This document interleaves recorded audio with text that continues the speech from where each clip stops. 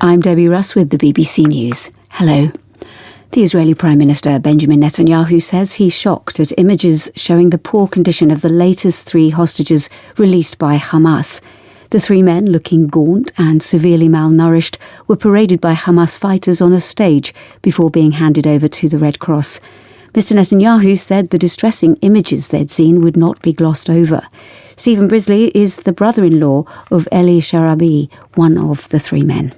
You can see that his wrists were skinny, but what really hit home was his face. He's gaunt, the darkness under his eyes, the light gone from his eyes, the light that is always there with Eli. And I think that's the most distressing part of seeing what these 491 days have done to him. In return for the release of the hostages, Israel is freeing 183 Palestinian prisoners. The head of the global chemical weapons watchdog has had his first meeting with the Syrian leader, Ahmed al-Sharaa, after years of strained relations under the Assad regime. The Organisation for the Prohibition of Chemical Weapons had been prevented from carrying out inspections. The UN accused the regime of a sarin gas attack that killed hundreds of people. The 3 Baltic republics, Lithuania, Latvia and Estonia, have decoupled their power grids from Russia and Belarus in what's being hailed as a significant step towards energy independence. The move, long in the planning, was given added impetus by Russia's full-scale invasion of Ukraine. Lithuania said the 3 were preventing Moscow from weaponizing electricity supplies. Danny Eberhardt reports.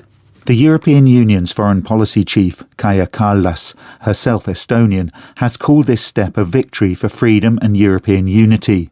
Russia, she said ahead of the decoupling, would no longer be able to use energy as a tool of blackmail. The authorities remain on alert for potential sabotage operations. Lithuania has also disconnected power lines to the Russian Baltic exclave of Kaliningrad.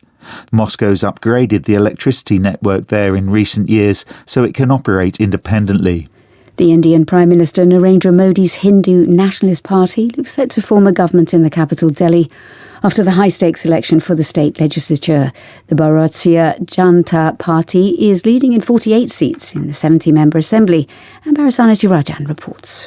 The election was seen as a battle of prestige for both the BJP and the incumbent Aam Aadmi Party. It's a huge setback for the leader of the party and former Chief Minister Arvind Kejriwal, who became popular with his welfare policies and anti-corruption movement. He lost his seat as well. His party has governed the sprawling megacity of more than 30 million people since 2013. Reacting to the BJP's victory, Prime Minister Narendra Modi said development had won. BBC News. South Africa has condemned what it calls a misinformation campaign in the US after President Donald Trump signed an order cutting financial aid over its land policy and genocide case against Israel at the International Court of Justice. The Foreign Ministry says the order is inaccurate and ignores South Africa's history of colonialism and apartheid. It also criticised Washington's plan to resettle white South African farmers as refugees while deporting others. Leaders from East and Southern Africa meeting in Tanzania have called for an immediate ceasefire in eastern Congo, followed by peace talks. They expressed deep concern by the worsening crisis as Rwanda-backed M23 rebels continue their rapid offensive, seizing territory and leaving thousands dead. The summit appealed to the rebels to halt their advance and urged Congolese forces to stop retaliatory attacks. It also called for international support for mediation efforts, warning that the conflict could destabilise the region. Chinese state media say more than 30 people are missing after a landslide struck a village in the southwestern Sichuan province, burying 10 houses and trapping several residents. Officials said 2 people have been rescued so far.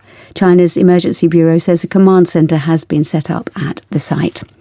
Sony's digital media entertainment service, the PlayStation Network, has been experiencing an outage for several hours, affecting users across the world. Key services, including gaming, account management and digital purchases, have all been disrupted. While users are able to play games offline, the outage rendered the online aspects of games such as Fortnite and Call of Duty inaccessible. Connor Clark from the Sheffield Games says the outage happened at a bad time. Doubly frustrating because there is currently a free beta for a hotly anticipated new game called Monster Hunter Wilds, and also a double XP weekend in Call of Duty Black Ops 6. So I imagine that there are thousands, if not even millions of gamers that are quite frustrated that they're unable to play at the moment. BBC News.